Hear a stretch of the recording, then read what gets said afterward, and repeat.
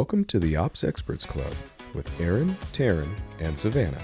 This podcast will take you behind the scenes of some of the finer details of multi-million-dollar companies. These ops experts have dealt with operations for scaling companies and well-established businesses with anywhere from small to large teams. If you've ever been deep into the details of a major company, then you know how much it takes, and these conversations are just for you. Welcome to the Ops Experts Club podcast. Well, welcome to Ops Experts Club. I'm looking forward to being back in the rhythm of us three hanging out together. I really enjoy us three as a nice little trio. I guess A trio that triages. Well, We do triage, it's true. I don't want to do all the talking because we didn't come here to listen to me. We came here to listen to somebody super awesome that I have recently gotten to know through working with one of our clients. You guys are going to appreciate as well. His name is Marc Jeffery. And currently, in the way that we met him, he's the Chief Strategy Officer for Dharius Daniels. I know he does other things as he will describe to us here shortly. But welcome aboard, Marc. How are you today? Hey, Terryn. Hey, everybody. Good Nice to be meet you, here. Marc. Well, I know we're in the middle of trying to launch a challenge with Dr. Dharius Daniels and his team, so appreciate you joining us today. I know challenge launches are fun, as we've all been in the middle of them. They're just sprints right until you start, and then they're sprints until you end. So, Marc, tell us a little bit about yourself. What are you doing? Who's it for? How'd you get there? First of all, it's great to be on the call with everyone, and I was so excited when Aaron told me about it. Then he told me he would be not on the call. So, Aaron, thanks so much. But he tells where I rank high up on the totem pole here. But yeah, so a little bit about me. Obviously meeting Terryn is with my role with Dharius Daniels. He and I have been working together in some kind of capacity for, I would say, about 12 years. I work a lot in the publishing industry. So being kind of the liaison with authors and publishers, providing the marketing arm. So he and I have worked on, I think, 3 books together. And so that was kind of my introductory with him. But I also own my own business, Legacy Consulting Group. And we're a digital marketing agency. We focus on social media management. Really, strategy is our key, helping clients, whatever their next best step is. A lot of times when we get involved with clients, they just really don't know exactly what's next. And so we try to help clarify that, especially in the digital space, really what's next for them. So we do everything from websites to Facebook ads, social media ads, video production, and then just overall strategy. And kind of what I do for Dr. Daniels in that capacity is over the last year and a half, we've really grown into everything from what you're talking about with challenges, 3 days, 5-day challenges. We have continuity programs that we've now just launched our second, where those are monthly subscription programs. Those are completely, a different animal than the challenges and all of that. So really with being newer in this space, specifically in the consulting area, the coaching area, just helping strategize what's next for that organization, really managing grown so fast, so quickly, which is a lot of the reasons why Collab team comes along beside us to help us kind of manage and scale that growth. So that's just a little bit about me and what I'm doing. I had no idea you're in the publishing industry. That's really cool. Yeah. One of my first real jobs, like real like corporate executive jobs, was working for a large nonprofit. It's really a ministry, but it's Bishop T.D. Jakes out of Dallas. And one of the things that I learned quickly was that it had a lot of different tentacles. And I was really worried about, like, my lane was social media at that point, but it spilled into, he writes a lot of books, and if you're going to work in that kind of arena, you have to pick that up. So I was really blessed to be in a lot of rooms with him where he talked about what it takes for an author to publish books, how to work in conjunction with a publisher, where a publisher is really strong, where the author needs to be strong. So I learned a lot of that. And that's really kind of how Dr. Daniels and I started working together, was through our books. So I'm not sure if I'll write a book, but I do go to bookstores every now and then. And then usually there's like a blurb in one of his where he like says a thank you. I just go in there to remind myself, like, my name is in this bookstore somewhere, like in the very back page of it, but at least I made it. I'm happy about that. So what would you say is the more difficult part, writing the book or getting the book published? Well, and I've actually been on both ends of it. So on one of my clients, I was a ghostwriter for them. So Oh, really wow. helping structure it, come up with all of the content, the stories. And it really just depends. I mean, some authors are different. Dr. Daniels tends to not have a ton of edits on the back end. He really knows where he wants to go. He spends a lot of time on the front end really writing. And so I've been in some situations where the author has good stories and good content, but the editor goes through and it's like a sea of red when they come back. I mean, it can be very deflating. You get that back and you're like, I'm ready to quit. Like, it's just red. It just looks like they murdered the whole book. And then you have some that are a little easier than others. And so I think the back end, it's changed so much as far as what we're able to do. So it used to be just about placement, but now it's like, what are your pre-order numbers look like? How are you giving people packages on Amazon that make them want to pre-order? So a lot of times it's not even just, do you want to pre-order? It's coming up with it with an entirely separate offer that gives someone free content for pre-ordering the book, because that pre-order sells everything else that comes along with it. So I think the back end is a little bit harder, but I don't author a lot of books. So if you ask the author, they would probably tell you actually writing it hard. So That's Super interesting. yeah, and it seems like with social media now too, they want a following behind you. It's like, okay, how many people know who you are? How many people follow you? Do you yeah. already have a name in the space? And that really leads to them saying yes or no and publishing it. And it sometimes it's even greater than the content of the book. Being able to, I mean, I think that's why a lot of times I meet authors, they want to get to the end result quicker, but it's like all of the goodwill stuff that you do in the downtimes between your offers and your books and whatever you're offering. It's that free goodwill content that builds your social media. That's really what puts you in a position for a publisher to really want to take you seriously and go all the way with you, is because they see that you're able to lift it on your side as well. So it's a huge piece of getting published now. I'm curious. So would you say pre and post publishing, does just about as much strategy go into like building up the book and the brand and the social, then after it's published, like getting people to know that the book is out there, like is about the same weight in both of those? Yeah, I honestly think it's a little heavier pre, because there's a lot of nuances. Like, you don't want to jump out too early, right? You put out a pre-order 6 months before the book launches. It's going to take you a lot of time to keep that sustained, right? So you have to do a lot of what we call, and I get this from Dr. Daniels, he's really big on this, is what we would call seeding, basically throwing hints out along the way that get people's interest in whatever program that you're going for. A lot of times people wait until the program is launched and then they start talking about it. So it's the same way about a book. Is there are ways that you can talk about that subject without blatantly coming out saying, hey, this is a part of my book or my offer. So the pre is really important. But the post, a lot of times what we see in authors too is everything is toward the release date.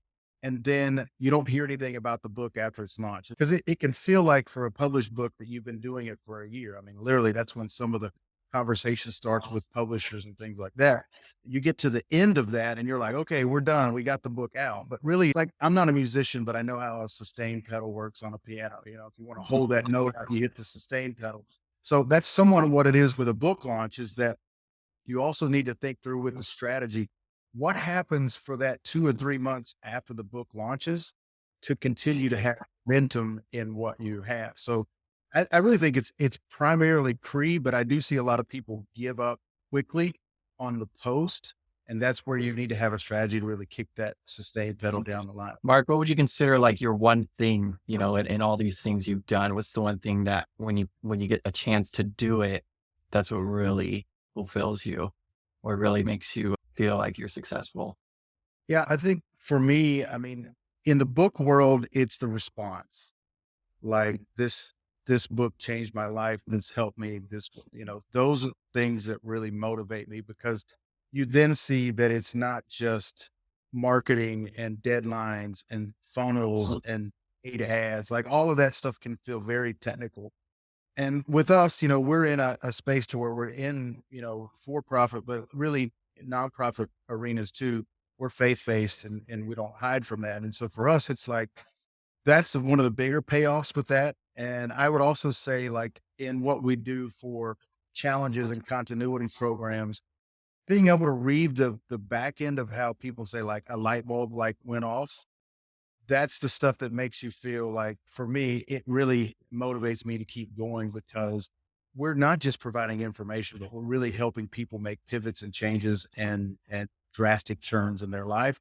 So that's always a big payoff for me. Nice. I like hearing that. Tell me your best story, something you learned or taught. Yeah. So, I thought about a lot. I will say this, because this is kind of a unique story to me, and it's really about how I became an entrepreneur, a business owner. I had, and there's no really right or wrong answer to this, but I didn't know there were alternative ways to make money. My mom, I grew up, my mom, single mom. So, her viewpoint of life was, go to your job, clock in, clock out, be faithful, don't, which I got a lot of value out of that. And I still have a good work ethic, but as a result, I really didn't know that anything else was out there. And so, long story short, I was working for Potter's House, working for Bishop Jakes, and the pace is like ridiculous. I mean, it's like you're marketing a book one day and a movie the next, and a conference that has 100,000 people the next. Like, it's just like, I mean, it just never stops. So I'm working that, and I'm on the Dave Ramsey plan, right? That's me back in the day, trying to save for a house and trying to get $1,000 in my savings. This was years and years ago. I think I'm winning in that. And then I'm a type 1 diabetic, and I wasn't necessarily taking care of myself the right way. Found myself in the hospital, and for like 3 weeks in intensive care. I remember Bishop Jakes came to the hospital where I was at, and I kind of looked like, something going on here that I don't know of. Like, if he's showing up, like, is this about to be the end for me, kind of thing. My brother and sister, got bless their heart, they're at the end, they're at the foot of my bed while I'm in ICU taking pictures with him. So shout out to them. Long story short, I come out of that, and from a health standpoint, it really helped me change, some habits and things that I was doing, and helped me. It was one of those things, like one of those moments. But I remember when I got home, about 2 or 3 weeks after, I started to get a lot of medical bills in. And the first couple that came in, I was like, all right, I can handle this. I'm on the Dave Ramsey plan. I'm good. Right? I'm going to take a little bit to pay these off. A few weeks later, like, they all piled up all at once. There's like $30,000 of medical bills. And I'm like, this was not in the Dave Ramsey plan at all, So I've been born and raised in church, and I believe in God. I never shy away from that, but I'm not an overly spiritual person. But I prayed this really simple prayer that night, and I just said, God, if you'll help me get a strategy, pay these bills, like, I'll work it, whatever it is. So a couple of weeks later, I got a call from someone who had heard of what I had been doing in the nonprofit space with Bishop Jakes. And he said, hey, would you mind helping us? I was like, yeah, absolutely. Let me check and see if my client roster, if I've got a space, which was zero. So I go over, I meet with them. They want to bring me on. I remember I put my first offer down, which was whatever it was. They asked me if they could shave like $500 off of it, not knowing anything about negotiation. I was just like, sure, it's revenue. It's way more than what I had before. And so I was nervous as heck, but I was like, I think I can help somebody else do this. And we started seeing like big growth. Like, their Facebook pages started growing there, and they were really happy with it. I would take that money that they received that I got from them. This was my first like side hustle. We didn't even know side hustle was a name back then. It was, we just had no clue what it was. But I started paying off my medical bills, and the phone started ringing. People would hear what I was doing. Hey, could you help me with do this? Yeah, absolutely. I can help. I had no contracts. I had no nothing. I had no website. Like, yeah, I can do this. I look up about 3 or 4 months, and I had paid off all of those bills because I was just so diligent about it. Right. Yeah. And so I thought, at the end of the day, that was the blessing. Like that was it for me. That was what I wanted. I got exactly what I prayed about. What I realized is that after all these bills were done, I still had all these clients that were out there. And it turned out to be that moment in my life, going into the hospital, being sick, all those bills turned out to be the biggest catalyst for me being a business owner that I didn't even realize that I could do. And I realized, so for me, from a story standpoint, it's something that's always stuck with me, that when the hard thing comes, when the debilitating thing comes, when the low in life comes, I start asking myself, where's the opportunity in this? Because most of the time, opportunity knocks in chaos. It doesn't knock when everything is really where we want it to be. And so it changed my frame of mind to say, if I'm in a weird space, a chaotic space, if I'm in a space that things don't feel stable, where's the opportunity in this? And so that was one of the things that I always will have with me. It's one of those moments. I'm curious, what's the through line? So from when you started bringing on all those clients, did you just start building up your consulting agency or your company, and after a certain amount of clients, you're like, maybe I should start a company and start doing this full time? Yeah. So I probably did that for like 4 or 5, maybe a little bit longer, but a few years. I started doing that just while I was still working, and it became, really great. But I, I kept noticing that my focus, my attention was going toward servicing clients and wanting to be in that world. It also came that everything that I had told myself was that I was a strategist, and that was really what my key was. And I had kind of said, well, if you don't have a team, I'm not really able to help you. Like, you got to have a team. But I started finding out that I knew people that did all types of things because of the industry that I'd been in for so long. So I had access to graphic designers and web designers and videographers and copywriters and all that. And I was like, why not me service people that are asking me for that? Why can't, I know we can do it. And so some of that is really like a mindset change, being able to put the things together. I remember I called this one guy, Ben, you're going to laugh at this, but I called this one guy who had clients galore, right? He was like this guru in the space. And this guy said, hey, I really like what you're doing. I think I could put you in touch with him, and I think he could bridge the gap to help you with things. And so I get on the call and I make this pitch about how this stuff is amazing that I can do, and I can change all these people's lives. And I got this strategy. And he goes, man, I love it. He's like, can you send me your website so I can start taking a look at what you have? And I go, I have to call you back on that, because I had no website. Now, I was telling people how well I could build websites. At that point, I had built the very first DhariusDaniels.com for his book. We built it from scratch. We were the first ones to do it, but I didn't have one on my own. And so the failure of people asking for things, and you go, dang, I should have thought of that. And then what happened then for me was about a year and a half ago, I made the leap and just went completely full time. And what I've learned from being an entrepreneur, and it's different for everybody. To me, the first year is really kind of proving to yourself that you can do it. Right. Yeah. Can I make this happen? Can I support my family on all this? I've got 2 kids and a wife, right? So like, starting your own business at 43 is probably not where a lot of, the more that happens, the older you get, the more risk it is to kind of do that. So the first year was like proving I could do it. And then the second year was like perfecting this. Like, can I scale it? Can I put systems in place? Hiring people, all of those things. Those were things that I'm in the process of doing now. And every day it's getting up going, how can I scale this? How can I make it work? That's cool. A great story. Yeah, that was a great adventure. I really like, opportunity comes out of chaos. It's a really beautiful saying. And from what I took from it to Savannah's husband, Travis, he told me my new favorite phrase once. It's very similar. It's, you got to make hay when the sun's shining. It's my new favorite saying. Very similar, sometimes it's got to take the opportunity as it comes, even if it's in the chaos. Yeah. I love it. Yeah. So you make that hay, Mark, make that hay all day.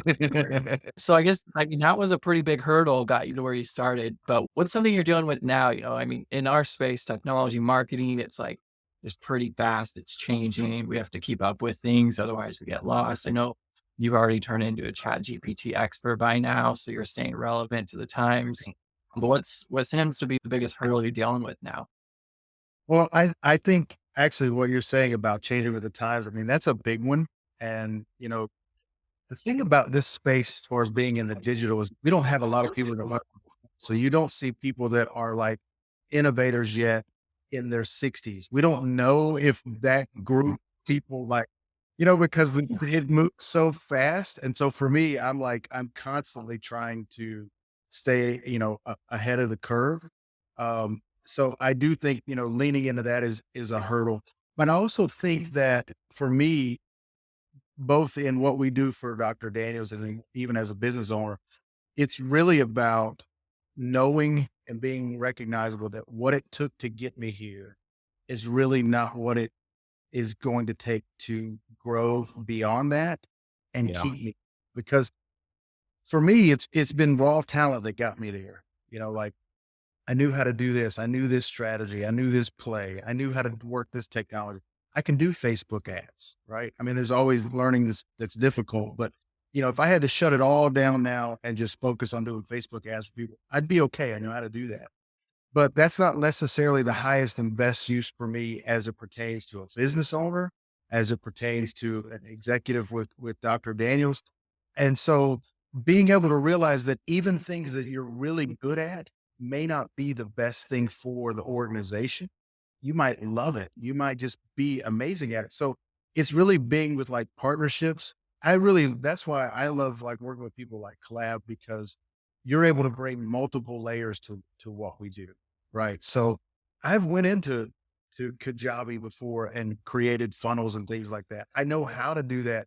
But if I'm trying to think strategically about where we're going as a group, as an organization about what's next, that doesn't allow me a lot of bandwidth mentally to think strategically if I'm inside of Kajabi. And I might love the funnel and I might love the back end, but like being able to have somebody like Terryn go, yeah, I got that. I'm taking care of it. It's like, yeah, that's what's needed to help scale and grow what we do. It also being able to have partnerships to let people show you a different way of doing it.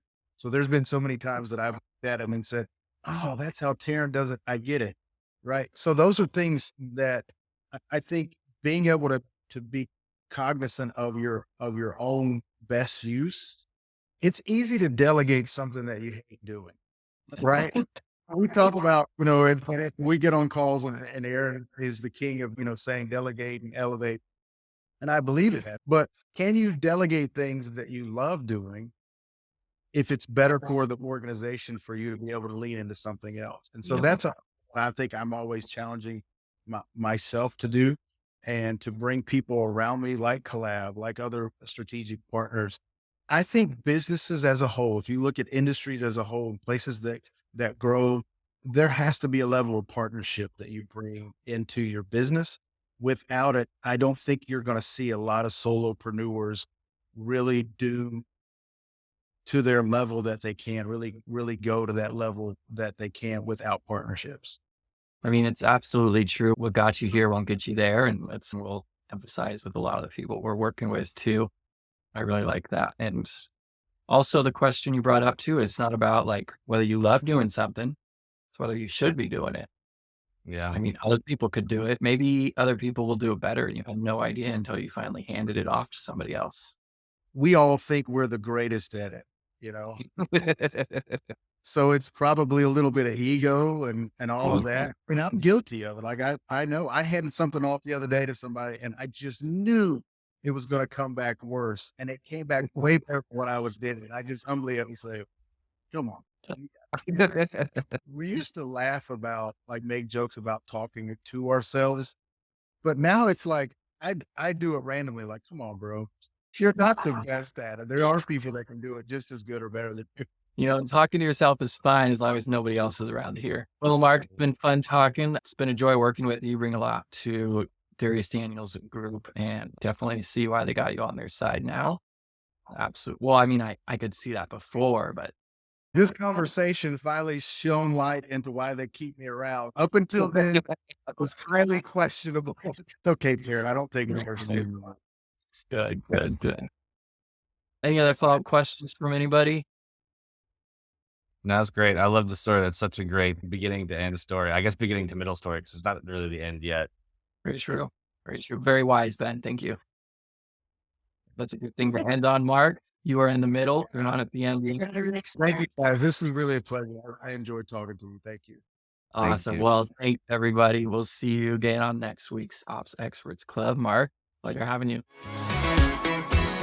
Thank you for tuning in to the Ops Experts Club podcast. New episodes available every week on Spotify, iTunes, and everywhere you listen to podcasts. If you're curious about how some of the biggest names in entrepreneurship have scaled their businesses to the next level, check out some of our best content on this topic by going to foundationsthatscale.com. You can find the link in our bio and do your part to improve as an ops expert.